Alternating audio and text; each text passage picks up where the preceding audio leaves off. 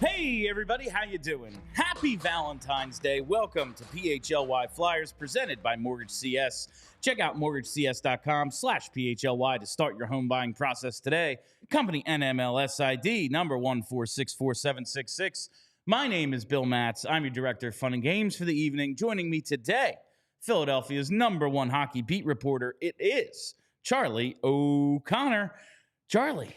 Hey. Good to see you. You're doing a little journalizing. A little bit. But you are here. Our show, it's only 4:06, 4:07. We're fine. You all can wait. But happy to see you here it's all today. for the betterment of the content. It really is. It's all about the content. And you've already put out some, honestly, content that directed my whole show today with your practice update from, I don't think it's even still called the Skate Zone anymore. That's what I call it. It is now the Flyers Training Center. Flyers Training Center. Yeah, they changed the name, I think, last season. Yeah, I Googled it, and it was like, that's not it. Yeah. Oh, okay. I still call it the Skate Zone on occasion Zone. because it's been the Skate Zone for so long, but it has officially had a name change. I was there on opening night. It was the Skate Zone. It will forever. Were you really? On opening night?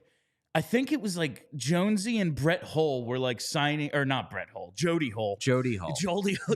Why was Brett Hull there? No, and like maybe Dan McGillis, one of those like era defensemen were there like signing autographs, and it was like a big public open skate. But anyway, in your practice update today, that's where we will begin. It was reported today that Ristolainen, Foerster, Drysdale, and Tippett all missed practice today.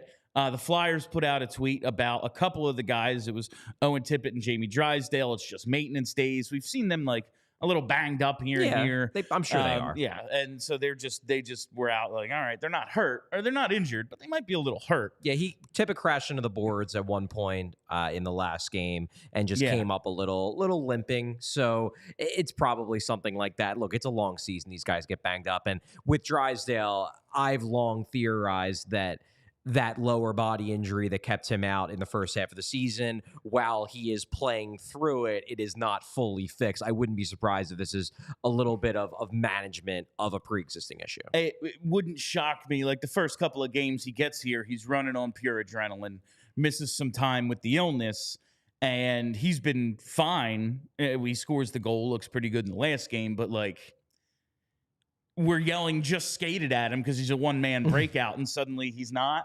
Like, he didn't lose his speed. Yeah, like, something tells me there's probably, something. And he's adjusting to a new team, a new system. He's probably doing more thinking than doing a little bit right now because he's trying to make sure that he's doing all the right things. He's impressing the new coach. He's not making the obvious mistakes. But I also do have a hunch that maybe this lower body issue that kept him out for a month plus is not something that just is fixed. This is something that he's managing. And the Tyson Foerster injury, all right, it's going to be a couple games, no big deal. Probably going to miss the outdoor game. Yeah, that's the big bummer there. It's a bummer for him. Yeah. Rasmus Ristolainen, man, they just can't get it right. What, like... Is he some sort of superhuman that they can't figure out what's wrong with him, and then suddenly it's way worse? It's like the third time this year that there's been more wrong with him than originally expected. I feel this seems like it's going to be a bit. We don't really know the timeline. Anthony DeMarco reported earlier that it was going to be a month. We're not sure. Kevin Kurz then reported 2 to 3 weeks, and then they'll reassess. I just think, based on the people that I've talked to, I'm not saying that these guys are wrong. I'm sure they heard this, but I just don't think the Flyers really know yet what the timeline is. It's abundantly clear, though, that this is not as minor as the Flyers presented it as earlier this week, that there's something wrong here, and it might be a bit before we see Rasmus Ristolainen back on the ice. The one thing that I do find funny, not funny in like a I'm laughing at Rasmus Ristolainen way, but just funny in the way that fans tend to look at players. Rasmus Ristolainen's injury issues are exactly why I don't immediately think that like, oh, he's small, he's going to get hurt all the time. Ristolainen is enormous, and he's getting hurt more than a lot of guys who people think like, oh, he's small, he's going to get banged up. But injuries are just kind of injuries. I don't think that whether a guy is 6'3" or 5'10" determines whether they're injury prone or not. Some guys are more injury prone than others. You can be a big injury prone guy. You could be a small injury prone guy. You could be a small guy who never gets hurt. You could be a big guy who never gets hurt. Ristolainen, since he's been a Flyer, has gotten hurt quite a few times, more than you would think for a guy who is as enormous as he is. And that's the Yeah, I hadn't really thought about him as like injury prone. He gets injured a fair amount, but he does get hurt a lot. At least since he's been a Flyer. Yeah. And yeah, this is interesting. Yeah. I hadn't really thought about it, and I'm like, yeah, he misses time. Yeah, he sure misses does. a considerable amount of time. And maybe that's just part of those biases. Like, if he was Jamie Drysdale's size, we'd be like, oh, wow, he's fucking injury prone. Exactly. Great. And I was like, this is the third time he's been out this year. And so that is, I hadn't really thought about that. But this Ristolainen thing now leads to, like, I wonder, I got a guaranteed contract. I don't really feel like moving. Yeah, I'm banged up, man. I'm banged up, man. I'll be back. You know when I'm going to be back? I do not March think 9th. I do not think that is the case. However, I'm going to be back March 9th. I will not. I will allow you to spout your conspiracy theories once in a while. It's clearly a joke. I know. I don't think he's faking an injury. No, like, this is hockey. It's not basketball. Listen. They fake injuries. It happens. Well, the last time people claimed somebody was faking an injury, Joel Embiid came back way too early and then got actually hurt. So maybe they don't fake injuries as much as we think either. I'm not saying he does. I say the sport, The other players. There's quite a bit of non-Joel Embiid I saw players. Paul Pierce taken out on a fucking stretcher, basically, and he comes back for the next quarter. Like, okay, I feel like if we're going to yell at a sport for faking injuries, it's soccer. 12 years ago. It's soccer more than basketball. It's barely even a sport. Ouch. Anyway, Rasmus Ristolainen. How do you think, if at all, this now no longer minor upper body injury is being categorized as minor? How do you think this might affect the trade deadline? Well, I said this in my post-practice update video on YouTube if you haven't checked it out, but I always thought that it was kind of a long shot that he was going to get moved at the deadline. Yeah. I don't think it's a long shot that he gets moved at some point, because you can sort of see how this depth chart is filling out. If Jamie Drysdale is part of this, which it appears he is, they just traded Cutter Gauthier for him. Presumably, he's a big piece. Yeah. And they seem to think that Travis Sanheim is a right-side defenseman. So suddenly, even if someone like Sean Walker does get moved, isn't re-signed, Ristolainen is suddenly a $5.1 million a year third-pair defenseman. That might not be the kind of cap allocation that you want to have for the next, few years. So I don't think that the talk about him getting traded at some point is bullshit. I think there's real smoke there, and I've heard that from people I've talked to. However, because of how much money is left on his deal, because of his cap hit, it's a harder deal to pull off at the trade deadline. To me, if he's going to get moved this year, it's probably going to be in the summer. That was always my feeling. Now it's almost certainly going to be the summer, because now there's absolutely no reason for a team to have urgency to trade for him now versus in June, because now you don't even know if you're going to have him for the rest of this season. Like, I'm not saying that he's definitely going to be out for the rest of the year, but with this kind of uncertainty, it's clear that hasn't been ruled out that this might be season ending. It could be the way that the way we'll see this plays out over the next few weeks. If that's the case, why would a team rush to trade for a guy who's already going to be difficult to fit under their cap? Everybody's slammed up against the cap. We still have a stagnant cap situation, at least through the end of this season. Not a lot of teams have a ton of space, particularly teams that are contending. What I think this mostly does, and Anthony DeMarco tweeted this out with his initial report, it mostly shuts the door on the possibility of Ristolainen getting moved before the deadline. I do not think it shuts the door on Ristolainen getting moved, period. And I also don't think it was ever likely that he was going to get moved at the deadline. But what was once let's say 10 to 20% chance is now very much in single digits in my mind. I'm just looking up because this was asked in the Discord earlier. I didn't write down who asked it, but thank you for the question. Is there some sort of cap manipulation that the Flyers can pull now? Because, like, okay, let's say we're not going to have Rasmus Ristolainen, but now I'm thinking, because I just looked it up, and I'm pretty sure you can trade for a player on LTIR. You can. If I am a playoff-bound team, we all know the Vegas, the Tampa Bay way of manipulating the cap. Well, there ain't no cap in the playoffs. You trade for a guy on LTIR, and you just don't activate him until the playoffs, and suddenly you have playoff Risto basically for free.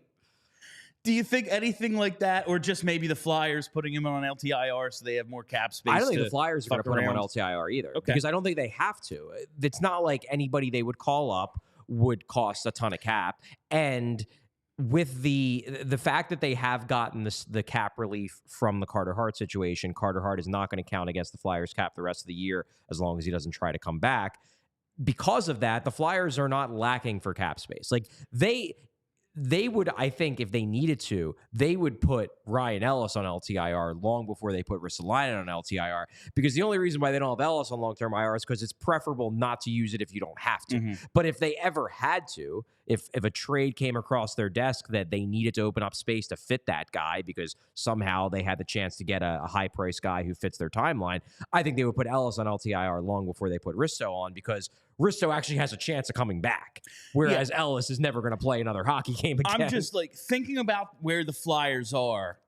I'm just like not even about a return in terms of like a high-priced player, but in terms of retaining other salary or being the middleman, I maximizing think, a return in some way. I think the Hart relief gives them the flexibility to do that enough that they don't need to play LTIR gymnastics to pull that off. The idea of a team trading for him, sticking him on LTIR, and then having him for the playoffs, that's an interesting idea. The only reason why I think that's unlikely is that with the uncertainty around his situation, there's no guarantee he'll be ready for the playoffs. Like, he could be back in a couple weeks, or he could be out for until the middle of the summer. So I think it's less that he's hurt now that would scare teams, and more that there's uncertainty surrounding his status, and you don't want to give up assets necessarily, especially for a guy who's going to involve a lot of cap gymnastics. You don't want to give up assets for a guy at this point, not knowing if he's going to be able to help you for the stretch run and the playoffs. I was going to say, like, I think that's maybe a little less a concern for a guy with term, because it's like, well, we'll still have him, next year. But it's just there's not the urgency. Yeah, why? Yeah. Why do it now? Trade for somebody else, trade for a rental, and if you really fucking still want him in the summer, trade for him in the summer. Exactly. I'm just trying to come up with different sorts of things that can happen that are fun. Yeah. I want it to be a fun trade deadline because, man, you're not already entertained enough by the team winning games? No, I think that could stop, and we're going to get to that after we do some other stuff. But this leads me to the Sean Walker conversation. I think if nothing else, this guarantees. I never thought there was much of a chance. Maybe if Toronto's just like, nope, we need the toughness, we need the size, give us Risto, we have to have him. I don't know how they fit him under the cap, but people get paid to manipulate that shit. Whatever. They figure it out. Like, I never really thought it was a possibility, but there may have existed. All right, we traded Risto, we can keep Walker as our own rental, whatever. All right, possible. I think this kills that now. Like, Sean Walker is, if he was 99%, now he's 102% going to be traded. So you really think so? See, because to me, I mean, my first thought when I saw this, and I don't think this is the case, but my first thought when I saw the Ristolainen stuff was this could be a justification for the Flyers to keep Walker, because you're looking at it and suddenly you could justify keeping Walker by saying we need another right side defenseman for the stretch run. He is now an own rental because now it's Sanheim, Drysdale, Walker are our three. Without Risto, suddenly we need another right side defenseman. I still think he's going to get moved, but to me, this the uncertainty surrounding Risto's status at least gives you a rhetorical justification for not trading him. So I was surprised that your response was, well, now there's a 100% chance Walker's getting traded. I just figured it was definitely going to be one of them. And it was almost always certainly Walker. Fair. But it was definitely going to be one of them, and now you probably can't trade one of them. That's fair. So it's going to be the other. Okay. That's just what I think. There's two ways to look at it, I guess. They do have 8 defensemen and 3 other guys in the minors who could probably play. Yeah. At least some. Yeah. Someone's going to get traded, and it's going to be the guy probably with the expiring contract. Yeah, and it's interesting. So we'll talk about this a little bit later, but I'm working on a few diehard pieces for next week on the prospects. I do think that somebody like Ronnie Attard, they could justify calling him up if, say, they were to trade Sean Walker. Okay. And they might have Mark Stahl after deadline. They might not. I guess we'll see, depending upon if a team wants him. But he can play games. And then maybe you call up a defenseman like Attard and give him a go, or a defenseman like Emil Andre. They have guys that are pushing. So we'll see. All right. And this leads me to the an interview I did earlier. We had a special guest join us for a pre-recorded interview. The great Rachel Dory of many jobs in the NHL. She wrote for The Athletic. She's been a video coach in the OHL, Hockey Canada. She is, I said she has a resume that makes me feel as if I've accomplished nothing in my life. And she joined us earlier, and we're going to play a little snippet of that in a second. Just to talk, I asked what she believes the proper compensation in a Sean Walker trade would be. She has a trade model that she ran his name through, and we're going to play that clip for you now. Okay. Now, you mentioned the trade deadline and trade value and everything, so just want to get your quick thoughts. You said it looks like the Flyers are selling. They've told us all along, like, as much as I just want them to make the playoffs because I'm an idiot fan, they have the big picture in mind. They keep telling us, listen, we're sticking to the plan. It looks like certain guys are definitely going to be on their way out. Maybe Rasmus Ristolainen, not now. He might be out up to a month. But Sean Walker is the big name. And we've kind of been going back and forth on what exactly to expect in return for Sean Walker. Is like, as a team like Toronto, who might be in the market for a defenseman, what do you think Sean Walker's actually worth at the trade deadline? So I read him through the model as you were kind of talking about him. I did Ristolainen too, so I can help you out. But Sean Walker's comparisons right now: Alexander Carrier in Nashville, that's a pretty good comparison. Artem Zub in Ottawa, Connor Clifton, John Marino, and Matt Roy. So those are 5 guys where, I mean, Matt Roy could potentially be on the move as well. And so I think I look at that and I go, okay, he's playing second-ish, third pair minutes in Philadelphia. What does that look like? What does Toronto's right side look like? What do other contenders' right sides look like? Like, I think Edmonton could use Sean Walker probably the most. But I think when you're looking at that, Alex Carrier, I think, is probably the best comparison there because he's a guy that's also probably going to get moved at the deadline. So I think if those guys go for the same price point, you're probably in a good spot there in terms of value. So that's sort of what I would look at. And I think it's pretty unreasonable to expect that, yes, he is right-handed, but at the end of the day, like, the guys I just named off, like, are those first-round pick caliber players? Like, no, they're not.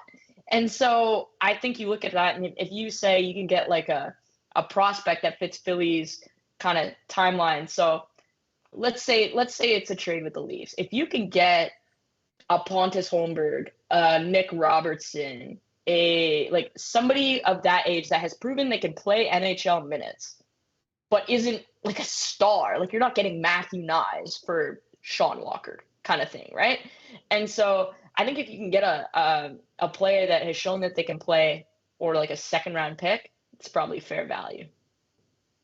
Yeah, I think, like, maybe if a team just gets stupid and says we have to have this guy, they could extract something extra, but something around that second round, maybe a young prospect who isn't, like you said, a star. That's what we should expect.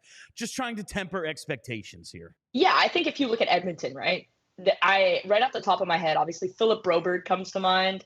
You're going to have to take money back, so maybe it's a Warren Fogle that comes back the other way as well. But you got Philip Broberg, Xavier Bourgault. Raphael Lavoie is actually somebody who I think would be a great Philadelphia Flyer. But yeah, you're looking at a middle of the pack kind of prospect. Like, when you're trading, you can't be expecting a Michkov level prospect coming back for a third pairing defenseman. Like, that's just straight up not feasible. So that was Rachel Dory in our conversation earlier today. The full interview will be up on our YouTube page after today's show at some point. I don't know how these things work, but Brent is all over it. So, Charlie, I just wanted to ask, what did you think of the player comparisons Rachel made, and what do you think would be fair compensation based on what she said for Sean Walker? One of those prospects interest you at all? No, I think that's fair, and I believe we talked about this after the game. Yeah, I forget which show it was, but a recent show you brought up the Walker conversation. Mm-hmm. We do so many shows; it's hard for me to keep track of which show I talked about it on. But I am getting the sense that if they get a first-round pick for Walker, it's going to be because, in terms of market value, another team panicked and overpaid. Doesn't mean it can't happen. It just means that it's not like Walker is a guy that teams are convinced is worth a first, and it just comes down to which team is willing to pay up. Mm-hmm. It would be an overpay. Again, could happen, but it would be an overpay. I am more thinking now that if Walker is traded, and I do think he ultimately will be traded, it's going to be something of like a second-round pick plus a prospect, something like that. Now, I don't know. Nick Robertson's a guy that's interesting to me. He actually came up in our Discord last week. I haven't watched much of him over the last couple years. I remember being intrigued by him as a prospect. I remember watching him in that bubble, and he looked interesting. He obviously hasn't found a way to stick in Toronto. Also, he's an undersized winger, and the Flyers have quite a few undersized wingers that are already part of this. So I just don't know if he quite fits an organizational need at the moment. Like, look, we think Matvei Michkov is going to be a superstar. He's also an undersized winger as well. Like, they have a lot of guys. Konechny probably going to get re-signed, I would guess, at least. It seems like things are going in that direction. Bobby Brink's an undersized winger. Sam Tuamala isn't the biggest guy. They have a lot of guys who are small on the wing. They have some bigger guys. Guys like Owen Tippett, Tyson Foerster bring size. I just don't know how excited they would be to bring in a Nick Robertson who might be a little stylistically redundant with the guys that they already have. Maybe there's another guy out there. Philip Broberg, she brought him up. Look, I've never liked Philip Broberg. His name has come up a lot. Dating back to his draft year, I have never been sold on his hockey sense. That said, the raw tools are good. They've always been good. I remember that my knowledge of Philip Broberg was I heard rumors leading up to the draft that he got taken in that the Flyers liked him, and I was crossing my fingers they didn't take him because I didn't like him. That's my memory of Philip Broberg. I haven't watched a ton of him since that draft, but that's still my bias. My bias is that I don't think he has the hockey sense to be anything more than a decent third-pair defenseman. However, if there's one coaching staff that could potentially mold a guy with really good raw tools on the back end to be more than that, maybe it's Bradshaw on the Flyers. So wouldn't rule that out as a concept. It's just he's not a guy that personally gets me excited because I've never particularly liked him when I watched him play. I know very little about him, and if the Flyers trade for him, I will be a big fan. And just getting back to Sean Walker for a second, like a lot of us got really excited by the start of the season he had just in terms of the points totals, and it was like, well, he's definitely going to get a first-round pick. He had 10 points in his first 18 games. In the 36 games since then, he has 9 points. He was playing 21 minutes a game back then. He's down to 18 and a half these last 36 games. So, like, just the numbers that get you a little excited. And obviously the scouts who are watching it, like, there's a better understanding of, like, exactly how to utilize him and what he's worth. But just the raw statistics are not what they were to start the season. And that's why I think he's definitely getting a first-round pick. Suddenly we're tempering expectations a little bit, maybe. About Walker? Yeah, about what to get back for Walker. Yeah, I mean, I just think it's the reality of the situation. Yeah. Some people can look at Walker and his underlying number is still very good. The one thing you do have to remember with Sean Walker, and this is something that teams will look at, especially in terms of the role he's going to play, but not even that. In terms of the role he's played in Philly, we can look at Sean Walker and say, yeah, this guy has been used as a second pair defenseman. He's still getting under 20 minutes a night with the Flyers. Yeah. The guys who tend to bring back a larger draft pick package at the deadline than you think, if we're talking about defensemen, are guys that take on big minutes for their team. Like somebody in the comment section, I believe, just put David Savard in there. David Savard got a lot of minutes on his teams, and that served to increase his trade value. Teams will look at Sean Walker and say, this is a guy who's getting 19-27 for the Flyers right now, has never gotten over 20 minutes once in his career. Compare that to somebody like Savard, who, and I'm pulling up his numbers now, I guarantee you he had multiple seasons where he got over 20 minutes a night. And that's the sort of thing that's important. It's important to teams that are looking to make, like you're looking at Savard, 22-57, 23-10, 21-50, 20-41. This is what he was getting in Columbus. Then he got 20 minutes a night with Montreal. He got 20 minutes a night with Tampa Bay. Like, these are things that teams care about. And Sean Walker has never been a workhorse, even with the Flyers. He's getting his most minutes of his career. He's still not really a workhorse in the same way that even Ristolainen was in Buffalo. It was one of the reasons why Ristolainen had such trade value, because it was the idea that, well, he can take on a ton of minutes if we have to. If we get a 3 overtime game, he can be a workhorse. I don't think Walker is the type of defenseman in terms of style and in terms of track record that teams tend to overpay for at the deadline. Again, not saying it can't happen. The right shot thing does help. I just don't necessarily see him as a guy who a team is going to convince themselves they need to give up a first-round pick for. It's just, I realize there is a shortage, and I'm about to do the Mortgage CS read and like do a whole thing about supply and demand. I get that there is a shortage of right-handed defensemen, and that makes them more valuable. It just makes me laugh every time. It's like, well, he is right-handed. Like, so's 90% of the population. I get that hockey, it's different. Yeah, it flips. Because most of these guys, they didn't grow up in America. If you grew up in Canada, you probably play backwards. Yeah. And most of them are Canadian. So there's that. It makes me laugh when we say these things.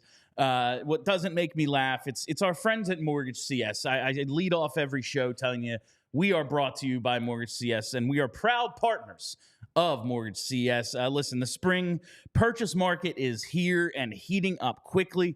Many clients are reaching out right now to Mortgage CS saying they want to be ready when rates drop. I know it's not the best time to be getting in the market right now, but I want to be ready to pounce when I think it is the right time.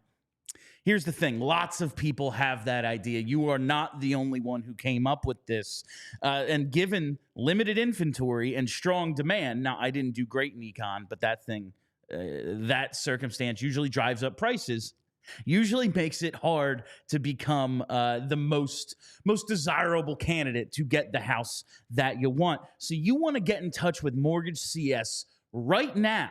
Right now, start your planning so that you are ready when these rates drop, when you think it's the right time to get into the market. And you should use Mortgage CS because, man, the customer service is just absolutely freaking phenomenal. That's CS. It stands for Mortgage Concierge Service. That's what they provide, a white glove service. They are an independent mortgage broker based right here in Philly, and they're licensed coast to coast, California, Colorado, D.C., Delaware, Florida, Maine, Maryland, New Jersey, Pennsylvania, South Carolina, Virginia, and Washington.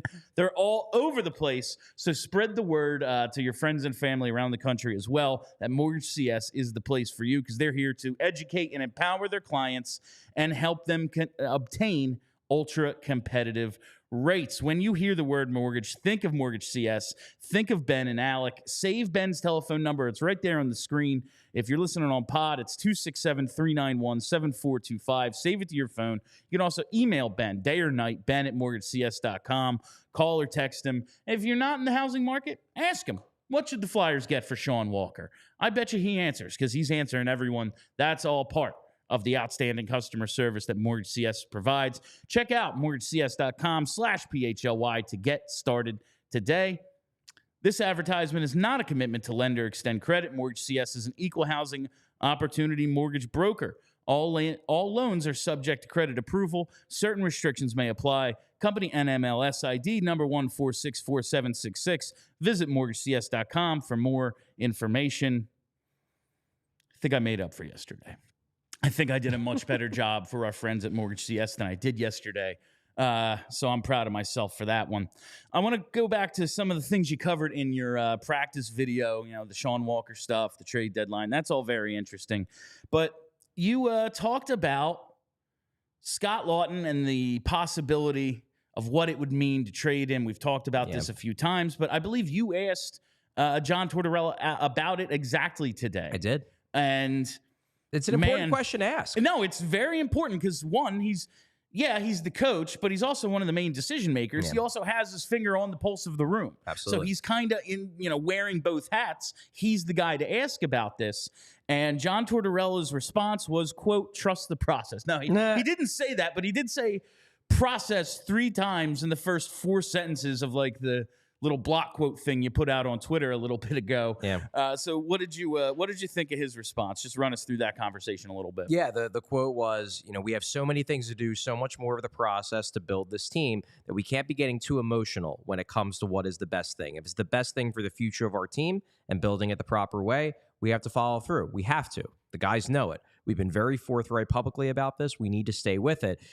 He more or less kind of brushed aside the idea that they will hesitate on trading, because this wasn't even just conceptual. I specifically asked about Scott Laughton. He's the only guy with a letter. He's beloved in that room. Are you worried if you trade him, this room that you have been pumping up as being so great is going to take a big hit, and suddenly the team isn't going to be playing as cohesively? They're just not going to have that it factor anymore, and then they're going to fall out of the playoff race. And Torts basically just said, in not so many words, I don't care. That if we get a good enough offer for Scott Laughton, it's not going to matter that he is a beloved team leader. We are going to take the offer. It is a fascinating answer from John Tortorella, and it does speak to, at least verbally, we'll see if the actions back up the words, it does speak to how committed they seem to be to doing this the way they envision it needing to be done. What they're doing in this Scott Laughton instance, like, take a step back, forget what's going on. It's right. It's right that they feel this way about Scott Laughton or any other asset on this team. If your name is not Matvei Michkov, I'm answering the phone about you. Like, I'm interested in what you have to give me for anyone on this team. But it gets me to the approach they took to this season, that they're not going to strip this thing all the way down. They're trying to bring back Nick Seeler. They're trying to bring back freaking Travis Konechny at probably $9 million. And they're like in a playoff run going, yeah, not this year though. Like, they're not going to add. Like, right. Is this kind of like a mixed message?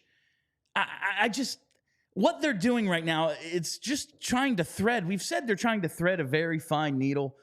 It seems like they're trying to thread like 3 different needles of varying widths. Like, I don't fully get what they're doing. I don't think it's a mixed message at all. I think that it's a mixed message to people who have convinced themselves that making the playoffs this year is a big deal.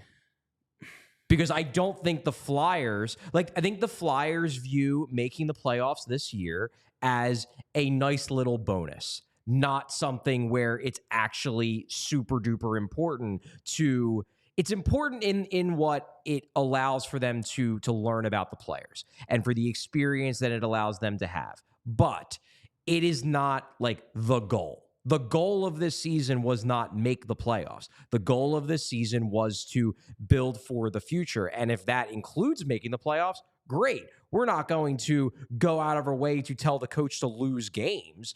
But if we get a first-round pick offer for Scott Laughton after he's having a down year and he turns 30 in May, yeah, we're probably going to do it. It's definitely the right thing, but it just like, all right, well then why didn't you trade him when you got the first round? It just leads me to the process of this thing. Because they felt like last summer they couldn't afford to trade Scott Laughton because they didn't think that the culture was as cemented as they feel like it is now. This is what it boils down to. They think the room can handle the loss of Scott Laughton. They believe that, enough guys, Travis Konechny, Joel Farabee, they believe enough young guys are stepping into leadership roles that they don't necessarily think that Scott Laughton is now as essential as he was last summer, when they felt like if they would have traded Laughton, they don't know if they were going to come. Like, think about it last summer. They were just getting rid of Kevin Hayes. They didn't know what the room was going to look like without guys like Hayes and Provorov. Now they know, and they think that this room could handle it. Could they be wrong? Sure. Could the Flyers trade Scott Laughton on March 8th, and then for the next 2 weeks they lose 6 straight games? Certainly possible, but I don't think the Flyers would view that as a failure because they never viewed making the playoffs as the end-all be-all of this season. Yeah, and playing meaningful games for a majority of the remainder of the season is to me more important than if you actually get in. Now, if you're playing in important games, it's fun to win them. Yeah. But like finding out about what the team is the most important thing. And if they've made this determination that he's not as important to the future as he was the room for the first several months of this season, okay. And again, I think trading him is right. I thought trading him was right in the summer. I don't know if bringing back Travis Konechny is right or wrong. I don't know if bringing back Nick Seeler is right or wrong. I just find these things to maybe be at odds with each other. But it's not even just the off-ice stuff. The off-ice stuff is important because without the off-ice stuff, I think Laughton would have been traded over the summer. However, it's also on ice. You know, you have the emergence of someone like Ryan Poehling, who more or less plays Scott Laughton's role, except he's younger and faster. And he's been better than Laughton this season on the whole. Yeah. Maybe not over the last couple games, but over the entirety of the season, Poehling's probably been the better player. They have Noah Cates, who, you know, maybe after not taking, and I'm not saying he can't in the next couple years, but he hasn't taken the offensive step this year. Now maybe you're looking at him as more of a Scott Laughton type, that maybe that's his spot. Now you got two guys younger than Scott Laughton who kind of play a Scott Laughton role on the ice. It also just comes down to you might need some spots. And you think, okay, we have some of these young guys who have stepped up in the leadership roles. We think the room can handle it. And we have younger versions of Scott Laughton already on this team. We have another guy in Elliot Desnoyers who might also be a younger version of Scott Laughton who's on the way. I don't know. I think that's probably the way they're looking at it is, it's not as essential because they feel like the room is strong enough to handle it. And there are guys on the roster who can do what Laughton is doing. All right. I accept that answer. Thank you, Charlie. No, I agree with it. And I'm also like, well, then what was the point of, but in the timeline laying out how things went, like, yeah, moving on from Kevin Hayes was a big deal for the room.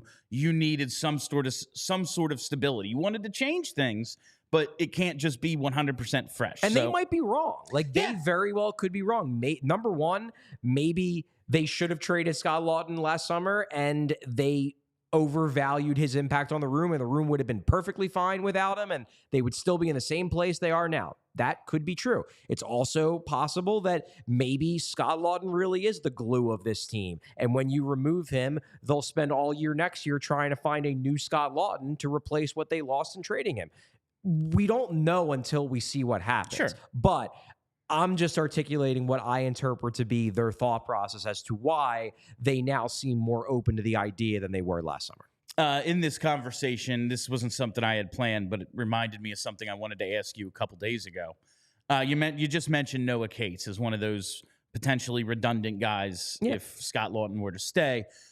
In your piece you wrote, I believe after the last game, you wrote that Noah Cates was perhaps on the verge of breaking out. He had a good first few games after the break, I felt like. I wanted you to just expand on that a little because it's like Noah Cates last year, and granted, he was the 1C. Like, that's just going to happen sometimes. You're going to look more impressive because you're on the ice more. Yeah. Like, you're going to eventually do something and you go, oh, shit, that was good. Yeah. Like, it's going to happen. But he hasn't been nearly as impressive this year. Now he had the long-term injury, so it's like he's kind of had two different starts to the season. It's been a weird year for him. But what leads you to think, like, he might be close? Well, you kind of put me on the spot here. Yeah, I'm also sorry. Because I don't have internet, so I can't remember. I can't remember which game it was when he actually got that goal. I know it was one of the two. I think it was the Florida game. Yes, it was the Florida game where he had the really nice goal. He just seemed like he had more jump. His underlying metrics are still great. Mm-hmm. The big thing with him is you want to see more offense out of him. That said, he got 10 minutes in the Arizona game. He's probably not going to have that many opportunities. He's only getting 10 minutes a night. In those 3 games before that, he was around that 15-minute mark. So, look, I'm a believer in Noah Cates. I'm a believer in his skill set. The underlying numbers are still really good. He's still a play driver, a much better play driver than Scott Laughton has ever been. And Scott Laughton has been a decent guy by the underlying metrics. Noah Cates has been a great guy by the underlying metrics. He's a guy I want in my bottom 6. He's a guy who I think does have further offensive upside, but I don't know if Noah Cates has, 50-point upside. He might be around what Laughton is, which is a guy who every year you can depend on for about 30 points. Really good penalty killer. Maybe you could chip in on the power play here and there, but isn't a guy you want on it all the time. I just think he is developing into a guy who I'm viewing more as a bottom 6 stalwart. And then, hey, if you get more than that from him a couple years, great. He's a 5th-round pick. If you get that out of a 5th-round pick, you're pretty happy. If you get an NHL player out of a 5th-round pick, congratulations, you had a good draft. Like, all right, so back to the regularly scheduled programming. Thank you for dealing with my nonsense there for a second, Chuck. Sam Ersson, last Friday you put out a post-practice video where you said the plan is to not run Sam Ersson into the ground. That's what John Tortorella said. John Tortorella said we have a plan to get Cal Peterson into some games this month. And then they did. They got him into the game on Saturday. They got him into the game. And now I'm looking at the schedule, and this is where it starts to get really stretched out over the next few weeks leading up to the one back-to-back they actually do have this month. I realize why I missed it now when I said they have no back-to-backs in February. It's because the Sunday game against the Penguins is a road game, and on their schedule it's white, and I just kind of overlooked the white. It's just, I can't see sometimes. I'm sorry. Home road back-to-back. Yeah, they have a home road back-to-back at the end of the month. But until then, like the upcoming schedule is tomorrow, Thursday, then Saturday, the outdoor game. They don't play again until the following Wednesday, then the Saturday, Sunday back-to-back, and then they don't play again until the following Tuesday. Do you think we see Cal Peterson before the back-to-backs? Like, there's opportunity, but not really. I would be surprised. I don't think it's impossible. Look, I think Ersson gets the next 2. He's getting the Toronto game because it's a tough game. On the road, you want your best goalie in for that game. He's getting the outdoor game because, of course, he's getting the friggin' outdoor game. He's the number 1 goalie. He deserves to have the prestige of playing outdoors in a really cool environment on national television. Of course, Briz was the number 1 goalie in 2012. Yeah, but Briz was a special case. He had a mental breakdown. Yeah, well, maybe not a mental breakdown, but he was just a head case. He had a physical breakdown. He wasn't that good. He was Briz, and the team didn't like him. So I don't think Ersson's going to sit down for any of the next 2 games. Is it possible they give Peterson the Chicago game? I guess it's possible. However, you're going to give Peterson one of the 2 back-to-backs that are next. So to me, it's like, why would you force Peterson into that game? Ersson will have had 3 days off after the outdoor game. I would just give Ersson the Chicago game. Hopefully the Flyers dominate that game as they should against a bad Chicago team. Then maybe you give it's a Rangers-Penguins back-to-back. So they're both big games. I don't think it really matters who you play Peterson against, but he's going to get one of those games. And then March is a busier slate. So then he's going to play more naturally because the schedule's just busier. That's my evaluation. Could I plausibly see a scenario where they throw him in against Chicago? Maybe. And then I guess that means that Ersson gets the Rangers and Peterson would get the Penguins. But why? Why? Like Ersson is significantly better than Peterson. You are in a playoff race, and this is a very stretched out schedule. Why would you bother? Just play your better goalie. Yeah, if they had one more game in there, like where the Chicago's a Wednesday, if they had like a Tuesday, Thursday, then it would make sense. Then I could see it. But I was just like, oh, wow. I realized they're going to play him some, and maybe more than I initially thought when I was like, oh, he's going to get like 25, 26 starts at least in the final 32. But looking at the rest of this month, there's like one logical place to play him. Yeah. And I think that's maybe they get him in more, but I'd be surprised. But you look at it then there's another back-to-back the first 2 days of March. So then there's another opportunity to get Peterson in. So, yeah, I guess you would have went what? So Peterson got the Saturday start. That would be 4 straight starts for Ersson, maybe 5 if Ersson gets the Rangers game and you give Peterson the Penguins game. I don't think that's crazy given the fact that there are gaps in the schedule. You have this 2-day gap we're in right now. Then you have the outdoor game, which Ersson's going to get. Then you have a 3-day gap. Then you have a 2-day gap. It's an extended part of the schedule. To me, you play your best goalie as much as you think he can handle. And I think there's no reason to believe Ersson can't handle 4 or 5 straight games in a row when they're spread out as they are. Now, I don't know if this is true or not, and I know you've said, like, we cover this team. It's hard to pay attention to the Phantoms as well. But there was a belief that Ersson wore down at the end of the AHL season last year. Now, that said, when he came up, he was still pretty damn good. And also, the Phantoms do these, like, 3 games and 3 night things. It's a demanding schedule down in the AHL. In the AHL, you really don't want weekday games. So it's basically like a college schedule where it's like, we might play Friday, Saturday. Yeah. Like, and then maybe like you might have 3 games in 4 days. I have like that. heard the same thing, that Ersson wore down at the end of the season, but I don't necessarily think the fact that he wore down at the end of an AHL season means that he's going to wear down at the end of an NHL season, as long as his games are given, as long as they keep an eye on his schedule. It's hard to do that in the AHL because it's just a crazier schedule. Yeah, and like the Phantoms also like kind of stink. Like they're not the best. Did he wear down, or is it like sometimes teams score because they have the puck the whole game? You know, Fair point. It's I just wanted to wonder about that, just to ask. Is there? They've said they're going to monitor the situation. They're not going to run him into the ground. Do you think there's any sort of internal worry that he's going to wear down, or no more so than any goalie? I think there is internal worry because John Tortorella straight up said that we are not going to run him into the ground. That means that there is probably a degree of concern that they might be predisposed to overworking Ersson, given the fact that the Flyers are in a playoff race and your first instinct is always play the better goalie. I think they are going to be cognizant of the fact that they can't play Ersson every game. I just don't think it's an issue yet because of the way the schedule is set up for the rest of the month. Before I do this next read, got to send a shout out to listener Josh McGrath, who made this awesome tabletop set piece for us. He hit me up on Twitter, and it was just very funny timing because I had just done the DNVR pregame, and I saw their set, and I hate the flag that we have on the table. That's why I've been covering it up with the Mad Russian hoodie, because it just bothers me. Doesn't even say PHLY, just says PHL. PHL. Drives me nuts. And in thinking about this, I didn't even say it out loud. And this listener hit me up on Twitter and was like, hey, man, I do some woodworking. I can make something for you. And these are absolutely freaking gorgeous. So thank you so much for these. Awesome addition to our set here. And now I have to tell you about our friends over at Rocket Money. Rocket Money is a personal finance app that finds and cancels your unwanted subscriptions, monitors your spending, and helps to lower your bills. I can see all of my subscriptions in one place, and if I see something I don't want, I can cancel with just one tap. I never have to get on the phone with customer service, which that means the world to me because I'm horrible on the phone. I just lose my temper. I go nuts sometimes, and then I end up like, I can't even cancel. They hung up on me. So they'll even try to get you a refund for the last couple of months of wasted money and negotiate to lower your bills for you by up to 20%. All you have to do is take a picture of your bill, and Rocket Money takes care of the rest. Rocket Money has over 5 million users and has helped save its members an average of $720 a year with over $500 million in canceled subscriptions. The world runs on subscription services now, streaming, delivery stuff. I get freaking soap because why go to the store when I can just have soap delivered to me every 3 weeks? Like, that makes sense.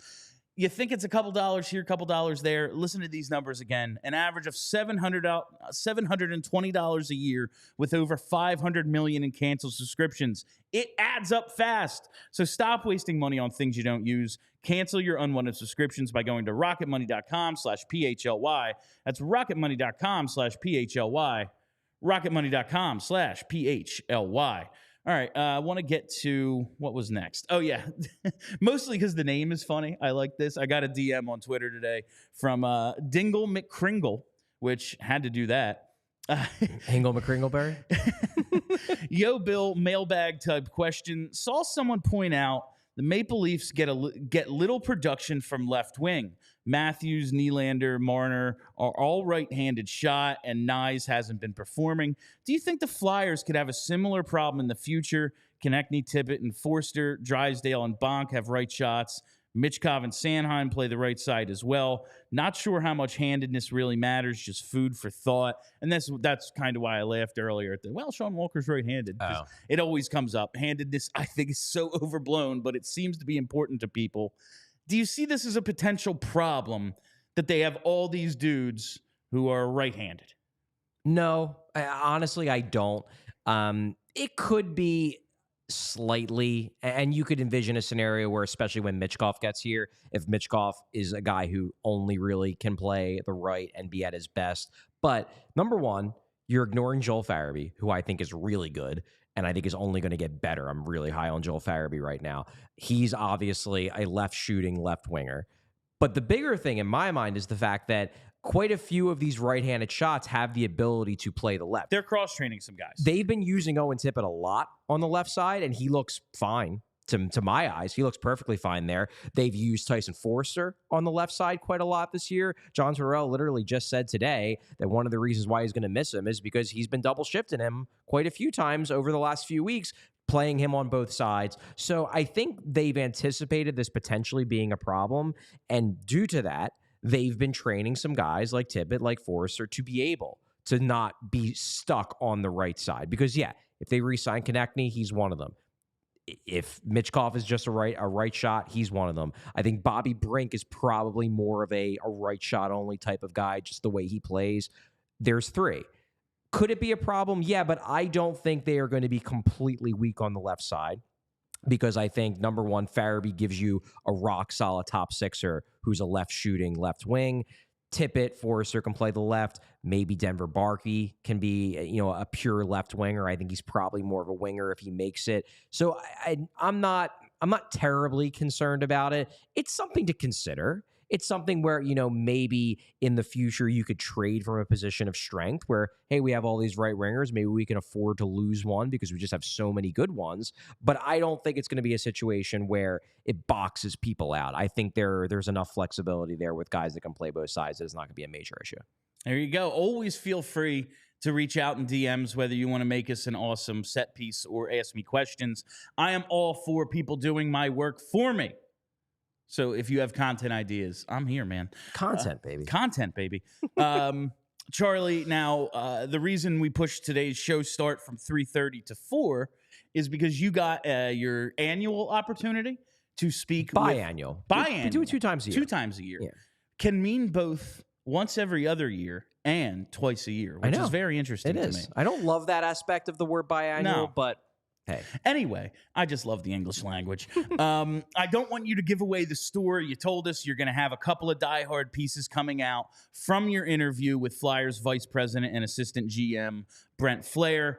But if, let's sell a couple diehard subscriptions now in anticipation. Can you give me maybe one thing, one little tidbit that might get people interested in reading? One little tidbit? Yeah, I'll give 2 little tidbits. Ooh. I won't give away the farm. Number one, I did ask Brent Flahr about the timeline for Alexei Kolosov, who, given the Flyers' goaltending situation, is suddenly a really important part. But he was honestly very open about what he sees as Kolosov's ideal path. And it might not be what some people necessarily want, but I think they are intent upon developing him the way that they feel he will be best developed, not the way that will make the most fans happy in terms of seeing him as quickly as possible. The other thing, and this was something that I really wanted to ask, I wanted to finally ask Brent Flahr why they are so high on Hunter McDonald. So keep an eye out for that. That's excellent because his name, Jonesy brought him up in our interview in January. Unprompted, and people have mentioned that Chuck Fletcher brought him up unprompted even after he lost the job. Yes. Mentioned. So everyone throughout the organization, they love this guy. They appear to really like this guy. So we'll see about all that. I am excited. Go to allphly.com, become a diehard, and sit there and wait in anticipation of Charlie's next two opuses. Well, we will have to kick it off because this is something I do. This is something I do. This is something I do twice a year. We do it January, February, around like post World Juniors. Kind of got pushed back a little bit because of the craziness of the Gauthier stuff. But we do it right after World Juniors, and then we do it right after the draft. It is our top 20 prospects list. And then the reason why I interview Brent Flahr is because Brent Flahr obviously is very hands-on with the prospects. And then we can ask Brent Flahr about the 20 prospects that we ranked. This year I asked him about 21. But just a little bonus for our diehards, the top 20 prospects list, I believe, will be not just for diehards. It'll be for everybody. But the Brent Flahr interviews will be behind our diehard subscriber wall. So if you want to read those, you want to read that info directly from the organization, subscribe. Do it. And now while I am selling you shit, I am going to sell you even more. We have another takeover coming up. Yes. It is March 14th, Flyers against the Leafs, brought to you by our new partner, Olipop. Make sure you... I forget where that sentence was going. It's like, where are you taking this one? Make sure you check out Olipop wherever it's available. I think we'll have more for you on that in the future. But telling you about this takeover, it is going to be a great time. It is March 14th, Flyers Leafs. As I said, we're going to meet up in the assembly room before the game. All sorts of, whether you're a diehard or not, you can get these tickets at allphly.com/events. Hang out with me throughout the game. Charlie will even pop in. He was there before me for the last takeover because I got lost. Yeah, I got lost in the Wells Fargo Center because I have an awesome sense of direction. Yeah, and I popped in to say hi to everybody between periods as well. It was a good time. So make sure you come out, meet up with the whole PHLY crew. I'll be there. Charlie, I believe JP will be there. Going to try to figure out how to get Kelly, but we're going to get everyone, as many people as we can, to come and take over the Wells Fargo Center so they can beat those damn Leafs. It's always a tough game against the Toronto Maple Leafs. They have that high-end talent the Flyers are missing. But I got a good feeling. About this year because we'll get the one team's overperforming, one team's underperforming. We'll get the matchup tomorrow. Hey, maybe we'll get some fireworks akin to the Morgan Ridley Gregg stuff, and then the follow-up game is where it really will blow up. Oh man, I listened to before I had Rachel. God damn it, I can't say her name, and it's Rachel Dory. It's Dory, and it's yeah. spelled like Dory, and I keep Rachel Dory on, and I listened to her podcast before the suspension came down. And it's so freaking funny, like. I just love people in Toronto and they're right. This is getting all the attention in the world because it's the Leafs. Because it's Toronto. That's absolutely true. It's just people's reaction to this thing, the way it has dominated the hockey talk for almost a week now. It was like Saturday, I think. Well, finally, we have the suspension. Yeah, so it came down to 5-game suspension. So we get Rachel's reaction to that as well. So check it out. And make sure you go to allphly.com/events and get tickets to the takeover against those damn Leafs. Always really like beating the Leafs. I saw some great playoff games against them back in the day. And it's kind of I won't call it rivalry, but it's more fun to beat the premier teams. Like, who cares about beating the Ducks? I don't give a shit. It's kind of boring. It's fun to beat the Leafs. So hopefully they do it this week, and hopefully they do it when you're all with us for the takeover, March 14th, allphly.com/events to get your tickets. All right. I think I plugged that enough as well. That's it, right? We don't have any more? All right. That is all for us today. Thank you all for listening. Thank you for hanging out. If you haven't already, you got to hit that subscribe button. Search PHLY Flyers wherever there are podcasts. Make sure you're subscribed right here to the YouTube. Set your reminders so you never miss a live show. We're at PHLY_Flyers on Twitter. Yeah, that's it. For Charlie O'Connor, my name's Bill Matz. Have a great week, Philly. We all silly like the mayor.